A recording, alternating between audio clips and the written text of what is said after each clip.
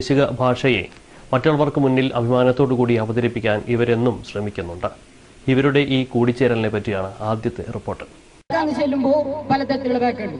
ഇപ്പൊ കാണുമ്പോ നമുക്ക് ബാക്കൊക്കെ തുന്നറോ നല്ല ശരിയുണ്ടോ മഞ്ഞ ഉള്ളിൽ വെളുത്തല്ലേ. അപ്പൊ ഈ തുന്നുമ്പോ 2 മിനിറ്റിൽ തീർന്ന സംഭവം. ഈ ബാക്ക് തന്നെ ഒരു കുത്തം കെട്ടി ഒരു ആറാത്തി നല്ല പറയുന്നില്ല നമ്മുടെ ഒരു തുന്നിട്ടായിട്ട് ഇങ്ങനെ വെറുതെ ഇങ്ങനെ റോഡ് സൈഡൊക്കെ ചാടുന്നു. ഏതെങ്കിലും ഒരു നല്ല പാവപ്പെട്ട പള്ളിക്ക് പോയിട്ട് വരുന്ന ഓന് ജാറിയിട്ട് പൂർത്തി ആകെ ചപ്പട്ട കാസർകോടൻ ശൈലിയിലാണ് ഇദ്ദേഹം അടിച്ച് കസറുന്നത്. കാസർകോട്ടുകാരുടെ ഫേസ്ബുക്ക് കൂട്ടായ്മയായ കാസർകോട്ടാർ മാത്രം നടത്തിയ സംഗമത്തിൽ നിന്നാണ് ഈ രംഗം. ബിസ്യം എന്ന പേരിലായിരുന്നു ഒത്തുചേരൽ. ബിസ്യം എന്നാൽ സംസാരിക്കൽ എന്നർത്ഥം. ദുബായിൽ നിന്ന് ഒരു ബസും പിടിച്ച് കാസർകോട്ടാരെല്ലാം അലൈനിലേക്ക്. കാസർകോടുമായി ബന്ധപ്പെട്ടുള്ള ക്വിസ് മത്സരവും പാട്ടുമെല്ലാമായി യാത്ര കെങ്കേമം. ഫേസ്ബുക്കിൽ പിറന്ന കൂട്ടായ്മ ആയതുകൊണ്ടുതന്നെ ടെക്നോളജിയുടെ എല്ലാ സാധ്യതകളും ഈ യുവാക്കൾ ഉപയോഗപ്പെടുത്തി. ബസ്സിൽ പാട്ട് തകർക്കുമ്പോൾ മൊബൈലിൽ പകർത്തിയ രംഗങ്ങൾ വെബ്സൈറ്റ് വഴി തത്സമയം സംപ്രേഷണം നടത്തി ഇവർ. ബിസ്യം കൂട്ടായ്മയുടെ ചിത്രങ്ങൾ മിനിറ്റുകൾക്കകം ഫേസ്ബുക്കിലെ കാസർകോട്ടാർ മാത്രം ഗ്രൂപ്പിൽ പോസ്റ്റ് ചെയ്യുകയും ചെയ്തു. കളനാട് സ്വദേശിയായ നൌഷാദാണ് ഫേസ്ബുക്കിൽ ഈ ഗ്രൂപ്പ് രൂപീകരിച്ചത്. കാരണം നമ്മുടെ ഈ ഫേസ്ബുക്കിൽ ഈ കാസർഗോഡ് ഒരുപാട് പേരുണ്ട്. അപ്പോൾ പല പല മേഖലകളിലും പല പല രാജ്യങ്ങളിലും പല നാട്ടിലൊക്കെ ഉള്ളവരുണ്ട്. അപ്പോൾ അവരൊക്കെ ഒരു പ്ലാറ്റ്ഫോമിൽ കൊണ്ടുവരാൻ വേണ്ടി തുടങ്ങിയ ഒരു ഗ്രൂപ്പാണിത്. ഇത് തുടങ്ങിയത് ഡിസംബർ 26 തോന്നുന്നു. അന്ന് സുനാമി ഉണ്ടായ വാർഷികത്തിലായിരിക്കും. അതുകൊണ്ടായിരിക്കും ഒരു സുനാമി പോലെ നമ്മുടെ ഈ ഗ്രൂപ്പ് ഇങ്ങനെ വളർന്നു പോയത്. കാസർകോടൻ ശൈലിയിൽ തന്നെയായിരുന്നു ബിസ്യം. അതുകൊണ്ടാണ് കാസർകോടൻ ശൈലിയിൽ സംസാരിക്കുന്ന മത്സരം ഈ കൂട്ടായ്മയിൽ സംഘടിപ്പിച്ചത്. നമ്മുടെ നാട്ടിൽ മംഗലൊന്നുമില്ലെങ്കിൽ ഒരു മജന്തുണ്ട്. ഞാൻ ഉപയോഗിക്കാൻ വിളിച്ചെങ്കിൽ പോവും, കാസ ഉച്ചെങ്കിലും പോവും, മരുച്ചവും പോവും, കാത്ത പുതിയ പള്ളൊക്കെ പോകും. മജാക്കിട്ട് മംഗലത്തിന് ഉച്ചക്ക് പിന്നെയും പോയിട്ട് പിന്നെയും വെക്കുന്നത്. അന്ന് ചോദിച്ചാൽ നമ്മളെ പുയ്യാട്ടിക്കാണ് പോയിട്ടുണ്ടല്ലോ, ആദ്യം പോയിട്ട് മജാക്കുന്നു. ഇങ്ങനെ മംഗലത്തിന് ഒരു കൊളാക്കിട്ട് വെക്കുന്ന സംഭവമാണ് നമ്മുടെ കാസർകോട്ടെ മംഗലം. ഞാൻ ചെല്ലെങ്കിൽ 60 കാര്യത്തിൽ നമ്മളാട്ടും വലിയ 60 ലോകത്തിലാണ്. ഇപ്പൊ ഇവിടെ നോക്കണോ, ഓരെല്ലാം നോക്കുന്നല്ലോ ഉണ്ട്. ഇപ്പൊ നമ്മളിതാ ആസിഞ്ഞാന്റെ വില അപ്പൊ ഓരെല്ലാം ഉണ്ട്. ഇപ്പൊ നമ്മളിത് 60 നോക്കുന്നത്. ഓരിപ്പോ പോയിട്ട് ആട് ചെല്ലും. എന്ത് വായി ഒരു കൂട്ടാട് വന്നിട്ട് അനാക്കിന്റെ ആലും കൈയാക്കി കണക്കുണ്ട്. അത് കഴിഞ്ഞിട്ട് അപ്പുറം പോയിട്ട് 60ന്റെ അപ്പുറത്തായി പോയി. ചങ്ങാത്തത്തിന്റെ പാരമ്യത എന്താണെന്ന് ബിസ്യം കാണിച്ചു തരുന്നു. ചങ്ങാത്തം പോലെ തന്നെ കാസർകോട്ടുകാർക്ക് ഫാഷനും പാരമ്യതയിൽ തന്നെ.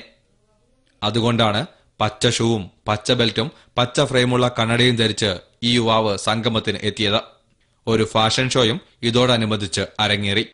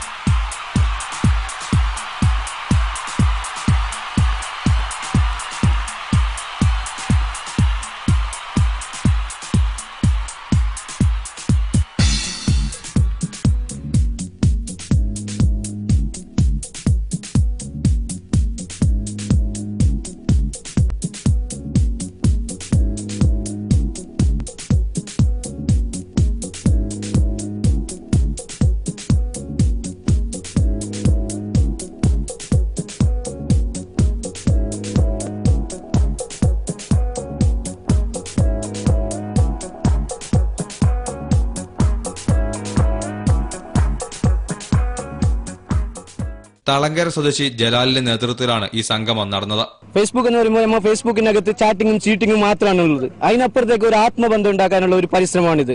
അതിനുള്ള തയ്യാറെടുപ്പിലാണ് ഞങ്ങൾ ഇത്തരൊരു സംഘം ഉണ്ടാക്കിയിട്ട്.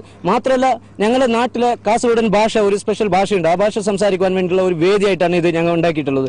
കാരണം മറ്റുള്ള ആൾക്ക് ഈ ഭാഷ സംസാരിക്കുമ്പോൾ തിരിച്ചറിയാൻ വളരെ പ്രയാസമാണ്. ഉദാഹരണം വേണമെങ്കിൽ ഞാൻ പറയാം.